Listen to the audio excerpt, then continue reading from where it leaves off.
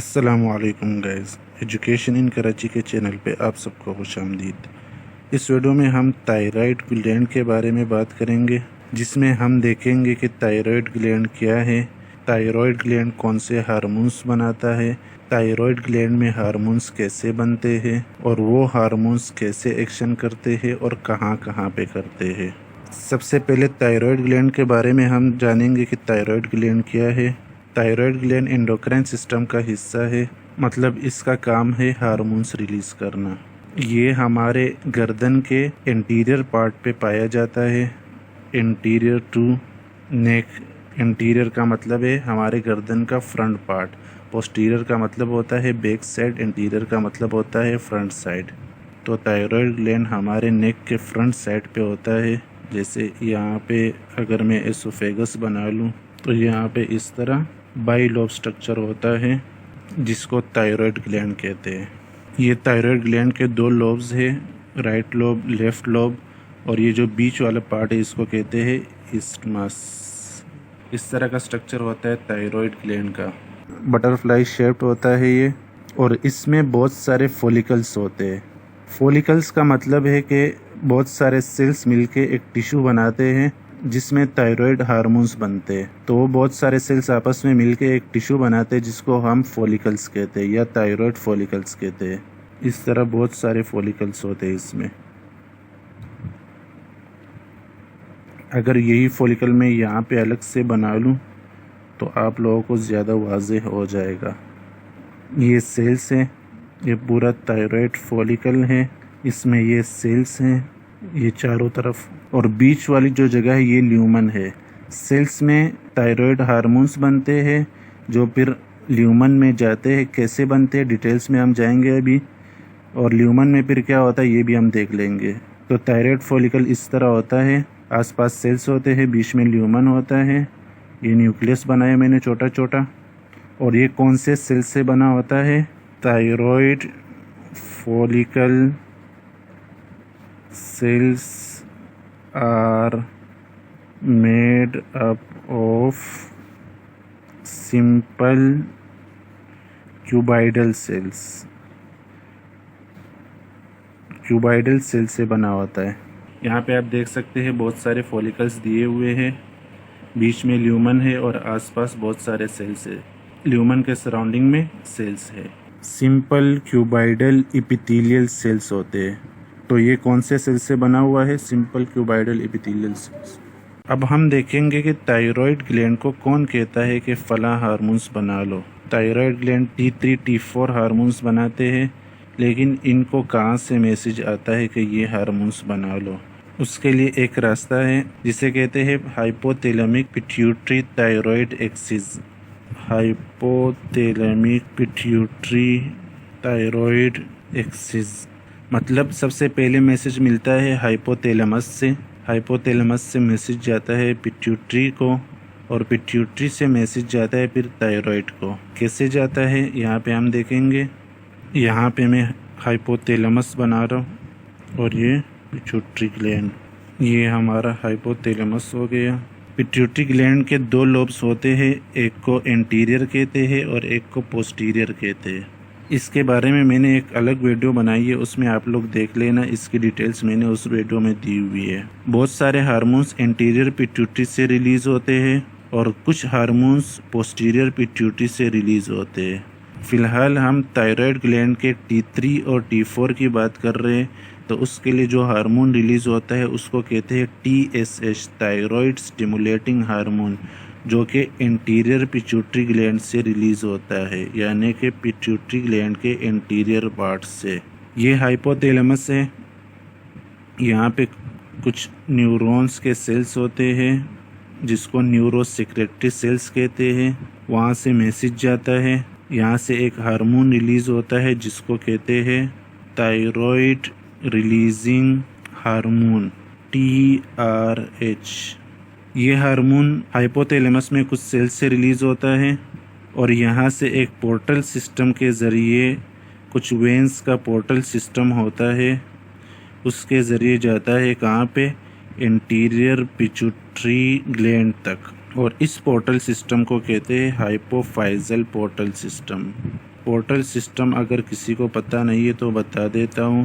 Portal system का ये मतलब होता है कि चलो ये किसी और वीडियो में डिटेल्स में समझा दूंगा, बस फ़िलहाल इतना याद रखो कि ये वेंस है।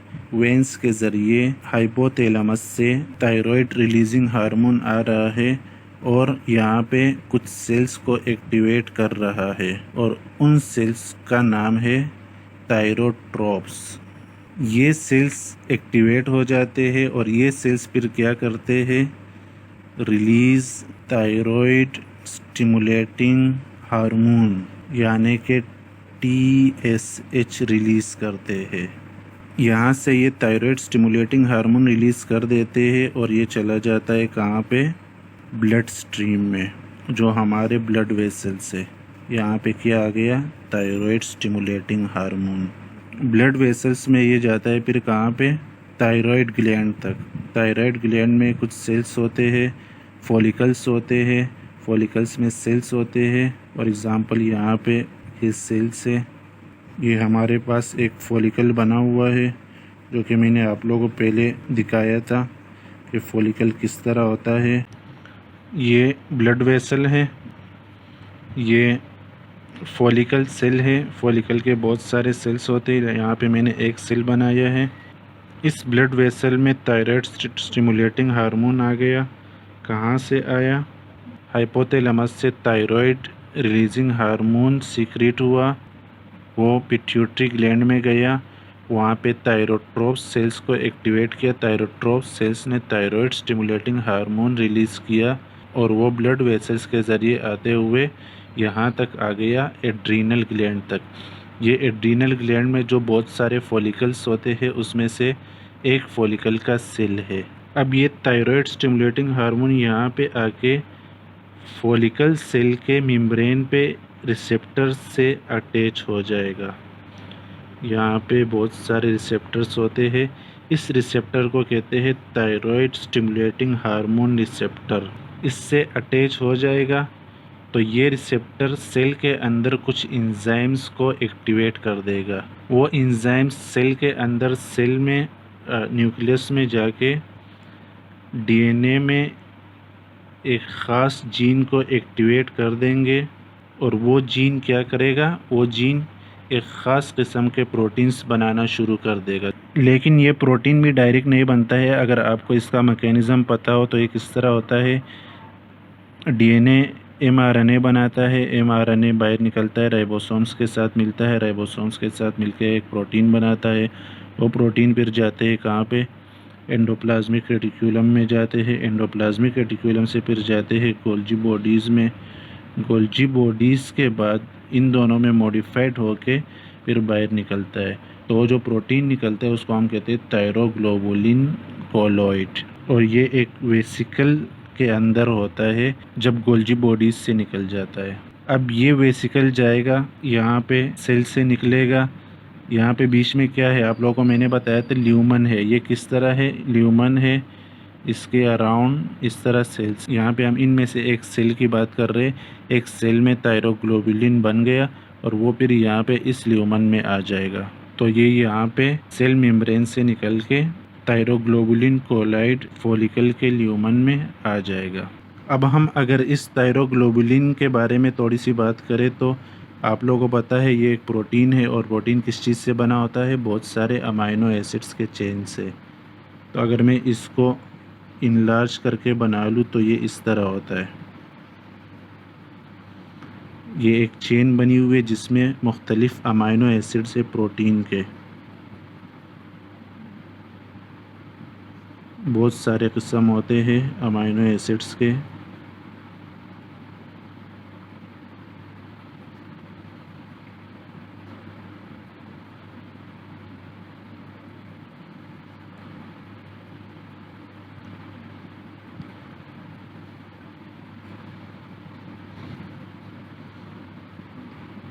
ये क्या है हमारे पास, थायरोग्लोबुलिन कोलॉइड यानी कि प्रोटीन है जिसका नाम है थायरोग्लोबुलिन, जिसमें बहुत सारे अमाइनो एसिड्स है।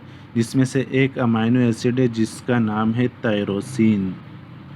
जो सर्कल हमने बनाया है इस अमाइनो एसिड का नाम है थायरोसिन। इससे हमारे T3 और T4 हार्मोन्स बनेंगे। लेकिन इसके लिए T3 और T4 हार्मोन्स में टायरोसिन के साथ आयोडीन भी होता है, तो इसके लिए हमें आयोडीन की ज़रूरत पड़ेगी। अब आयोडीन कहाँ से आएगा?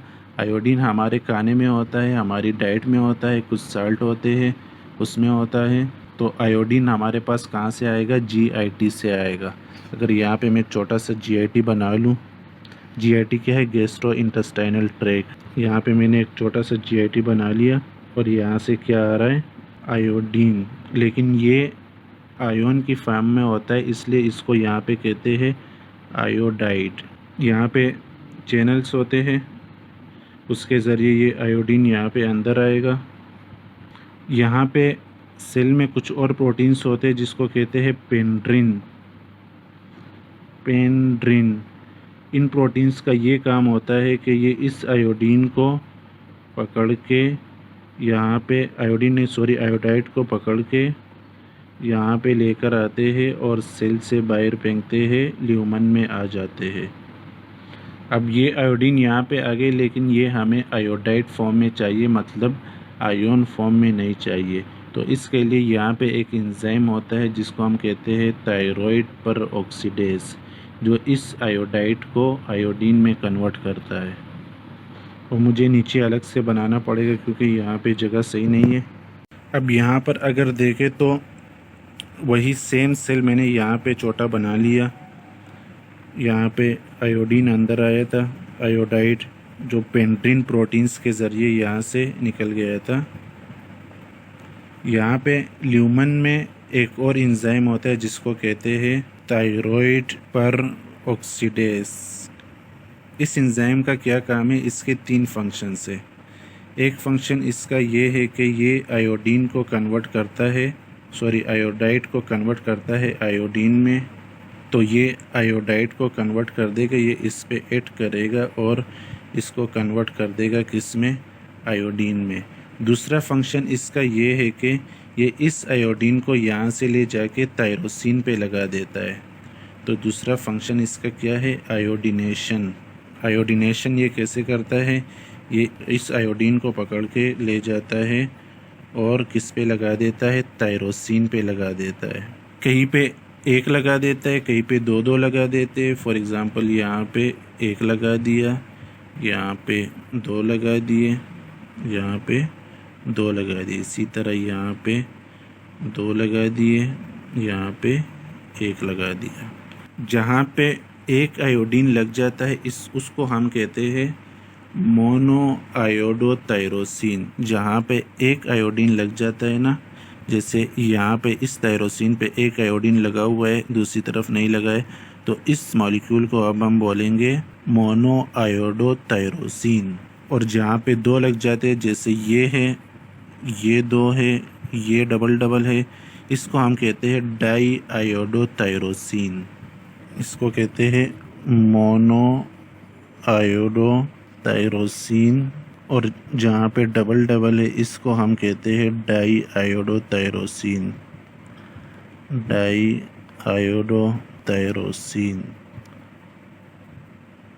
एक को DIT कहते हैं और एक को MIT कहते हैं। उम्मीद है कि यहाँ तक क्लियर होगा। हमारे पास कुछ मॉलिक्यूल्स बन गए जिसको मोनोआयोडोटायरोसिन कहते हैं। अगर 2 आयोडीन टायरोसिन से लग जाए उसको हम क्या कहते हैं? डाईआयोडोटायरोसिन। थायराइड परऑक्सीडेज जो एंजाइम है, इसके हमने 2 फंक्शंस पढ़े। आयोडाइड को ये आयोडीन में कन्वर्ट करता है, दूसरा आयोडीनेशन करता है, यानी कि आयोडीन को टायरोसिन से लगा देता है। एक तीसरा फंक्शन है इसका, ये इन 2 टायरोसिन मॉलिक्यूल्स को आपस में मिलाता है। इन 2 को आपस में मिलाएगा और इन 2 को आपस में मिलाएगा, जितने भी होंगे उनको मिला लेगा, जिसको कहते हैं कपलिंग, यानी कपल बंध रहे, कपलिंग कहते हैं। तो अगर ये 2 टायरोसिन आपस में मिल जाए तो हमारे पास 4 आयोडीन वाला मॉलिक्यूल बन जाएगा, जिसको हम कहते हैं T4। मतलब ये चारों मिल जाएंगे, मतलब 2 टायरोसिन और 4 आयोडीन मिल जाएंगे और इसको हम कहते हैं T4 जो हमारा हार्मोन है, T4 हार्मोन है, इसको थायरोक्सिन भी कहते हैं। तो एक T4 हमारे पास यहाँ पे बन गया। और अगर दो ऐसे थायरोसिन मॉलिक्यूल मिल जाए जिसमें एक तरफ सिर्फ एक आयोडीन हो, तो उसको हम कहते हैं, क्या बन गया हमारे पास, इससे हमारे पास बन जाएगा T3। जब 4 आयोडीन थे तो T4 बना था, 3 आयोडीन होंगे तो क्या बनेगा, T3 बनेगा, जिसको हम कहते हैं ट्राई आयोडोथायरोनिन। Try iodothyronine. तो हमारे पास दो मेन हार्मोन्स बन गए जो थायराइड ग्लैंड में बनते हैं, एक है T3 और एक है T4। T4 बन गए हमारे पास और T3 बन गए। इस तरह यहाँ पे जितने भी थायरोसिन मॉलिक्यूल्स होंगे वहाँ पे आयोडीन लग जाएंगे, फिर कपलिंग हो जाएगी। और अगर 4 आयोडीन होंगे तो T4 बन जाएंगे हमारे पास, और अगर 3 आयोडीन होंगे तो हमारे पास बहुत सारे T3 बन जाएंगे। हमारे पास क्या बन गया, T3, T4, और इनको क्या कहते हैं, थायराइड हार्मोन्स।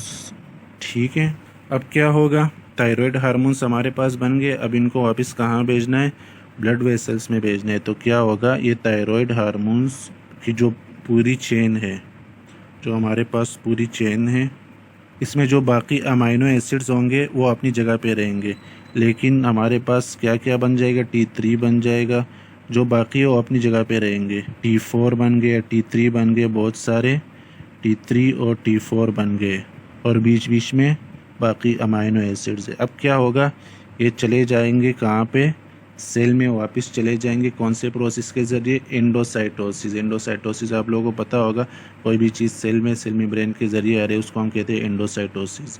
एंडोसाइटोसिस के ज़रिए ये सेल मेम्ब्रेन में चला जाएगा, वहाँ पे लाइसोजाइम्स के वेसिकल्स इन पे अटैक करेंगे। आप लोगों को पता है सेल में लाइसोजाइम्स होते हैं जिसमें डाइजेस्टिव एंजाइम्स होते हैं। फॉर एग्जांपल ये लाइसोजाइम है, ये लाइसोजाइम क्या करेगा, इस थायरोग्लोबुलिन के साथ मिल जाएगा, इसके अंदर प्रोटियोलाइटिक एंजाइम्स रिलीज़ करेगा। प्रोटियोलाइटिक एंजाइम्स क्या करेंगे, क्या करते हैं प्रोटियोलाइटिक एंजाइम्स, प्रोटीन की ब्रेकडाउन करेंगे और इसकी ब्रेकडाउन कर लेंगे, इसकी ब्रेकडाउन कर लेंगे और इसमें से क्या करेंगे, T3 और T4 अलग कर देंगे। तो यहाँ पे हमारे पास T3 T4 अलग से मिल जाएंगे। ये T3 T4 फिर क्या करेंगे, इस सेल से ब्लड वेसल्स में चले जाएंगे।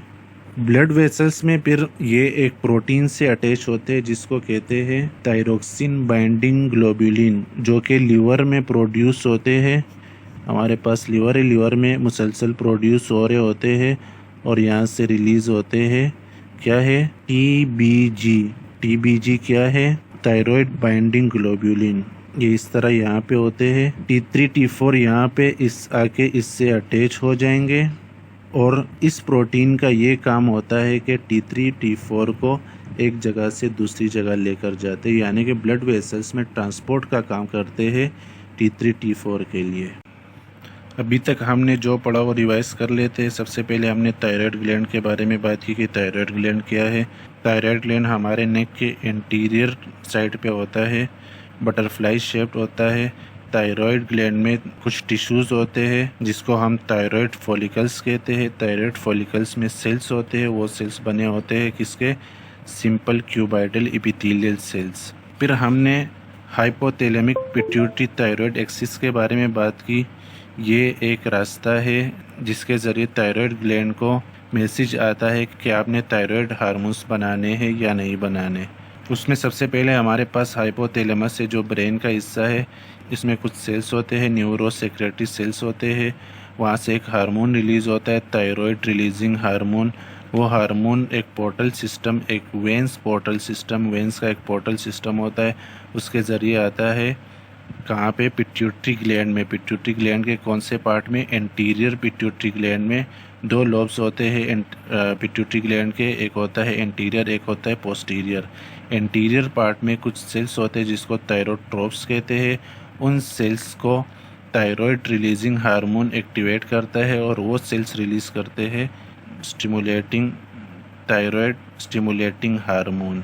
थायराइड स्टिमुलेटिंग हार्मोन फिर ब्लड वेसल्स के ज़रिए थायराइड ग्लैंड तक जाता है और वहाँ पे थायराइड ग्लैंड के सेल्स में चला जाता है। यहाँ पे फिर हमने थायराइड ग्लैंड में से एक सेल बनाया था, ये ब्लड वेसल है और ये थायराइड ग्लैंड का एक सेल है।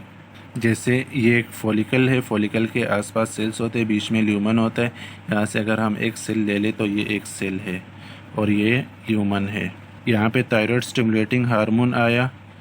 इस सेल के मेम्ब्रेन पे कुछ रिसेप्टर्स होते हैं जिसको थायराइड स्टिमुलेटिंग हार्मोन रिसेप्टर्स कहते हैं। थायराइड स्टिमुलेटिंग हार्मोन इन रिसेप्टर्स पे अटैच हो जाएगा। ये रिसेप्टर्स अंदर एक मैसेज देंगे, कुछ एंजाइम्स एक्टिवेट हो जाएंगे। वो एंजाइम्स जाएंगे न्यूक्लियस में, डीएनए में एक ख़ास जीन को एक्टिवेट करेंगे। वो जीन एमआरएनए बनाएगा, एमआरएनए बाहर आएगा, राइबोसोम्स के साथ मिलके एक ख़ास किस्म का प्रोटीन बनाएगा। प्रोटीन पहले एंडोप्लाज्मिक रेटिकुलम में जाता है, फिर वहाँ से गोल्जी कॉम्प्लेक्स में जाता है और वहाँ से फिर पूरा तैयार प्रोटीन निकलता है और उस प्रोटीन को हम कहते हैं थायरोग्लोब्युलिन कोलोइड प्रोटीन। थायरोग्लोब्युलिन यहाँ से फिर सेल से फिर ल्यूमन में जाता है, फॉलिकल का जो ल्यूमन है, और ल्यूमन में फिर थायरोग्लोब्युलिन के कुछ अमाइनो एसिड से T3 T4 हार्मोन्स बनते हैं। कैसे बनते हैं? ये प्रोटीन का पूरा स्ट्रक्चर बना हुआ है। थायरोग्लोब्युलिन प्रोटीन जो हमारे पास यहाँ पे बन गया उसका पूरा स्ट्रक्चर है। इसमें मुख्तलिफ अमाइनो एसिड्स है, जिसमें से एक अमाइनो एसिड थायरोसिन है। जो सर्कल बना हुआ है ये थायरोसिन है। इस वक्त इसके पास यहाँ पे आयोडीन नहीं होते। ये आयोडीन आते हैं ब्लड वेसल्स से सेल में। ब्लड वेसल्स में कहाँ से आते हैं? GIT से, यानी कि हमारे फूड में होते हैं आयोडाइड। आयोडाइड आते हैं सेल में। सेल में फिर एक प्रोटीन के ज़रिए ल्यूमन में आते हैं। उस प्रोटीन का नाम है पेंड्रिन। ये प्रोटीन इस आयोडाइड को लेके आती है ल्यूमन में। ल्यूमन में आयोडाइड हमारे पास फूड में जो आता है वो आयोनाइज्ड फॉर्म में होता है, यानी कि इस पे माइनस चार्ज होता है। इसको आयोडीन में कन्वर्ट करना पड़ता है। ल्यूमन में एक एंजाइम होता है थायराइड परऑक्सीडेज। उसके 3 फंक्शन है। एक फंक्शन ये है कि इस आयोडाइड को वो आयोडीन में कन्वर्ट करता है। दूसरा फंक्शन ये है कि आयोडीन में कन्वर्ट करने के बाद इसको थायरोसिन पे लगा देता है। किसी थायरोसिन पे एक आयोडीन लगा देता है, किसी पे 2 लगा देते हैं। जैसे यहाँ पे दोनों थायरोसिन पे 2-2 लगे हुए हैं। यहाँ पे एक थायरोसिन पे 1 लगा हुआ है, दूसरे थायरोसिन पे 2 लगे हुए। यहाँ पे एक पे 2 लगे हुए, दूसरे पे 1 लगा हुआ है। इस एंजाइम का एक और फंक्शन है कपलिंग, यानी कि 2 थायरोसिन को आपस में मिलाना। तो थायरोग्लोब्युलिन में जितने भी थायरोसिन होते हैं इनको ये एंजाइम आपस में मिला देता है। अगर दोनों थायरोसिन पे 2-2 आयोडीन लगे होंगे तो हमारे पास T4 हार्मोन बनेगा, जिसको हम थायरोसिन भी कहते हैं। और अगर एक थायरोसिन पे 1 आयोडीन होगा और दूसरे थायरोसिन पे 2 आयोडीन होंगे तो हमारे पास T3 हार्मोन बनेगा, जिसको हम ट्राई आयोडोथायरोनिन भी कहते हैं। ये पूरा चेन फिर सेल में वापस जाता है। सेल में इस पे लाइसोजाइम के एंजाइम्स एक्शन करते हैं, जिसमें प्रोटियोलाइसिस जो एंजाइम होता है वो इस प्रोटीन पे एक्ट करता है और इसमें से T3 और T4 को अलग कर देता है। फिर सेल उन T3 T4 हार्मोन्स को ब्लड वेसल्स में रिलीज करता है। ब्लड वेसल्स में एक प्रोटीन होता है जो लिवर में बनता है और लिवर से फिर ब्लड वेसल्स में आता है, जिसको थायराइड बाइंडिंग ग्लोब्युलिन कहते हैं। उसका काम होता है इस T3 T4 को सर्कुलेट करना, यानी कि ट्रांसपोर्ट करना। T3 T4 इन प्रोटीन्स पे लगता है और जहाँ पे इसकी ज़रूरत होती है इस प्रोटीन के ज़रिए T3 T4 वहाँ पे चले जाते हैं। तो ये लेक्चर हमारा था थायराइड ग्लैंड के बारे में। इसमें हमने देखा कि थायराइड ग्लैंड क्या है और ये कैसे फंक्शन करता है। इसमें हार्मोन्स बनते हैं, T3 T4 कैसे बनते हैं, ये सब हमने इस लेक्चर में देखा। इंशाल्लाह नेक्स्ट लेक्चर में हम ये देखेंगे कि T3 T4 ब्लड वेसल्स में जाने के बाद क्या करते हैं, कहाँ पे जाते हैं और कहाँ कहाँ अपना फंक्शन करते हैं। अल्लाह हाफिज़।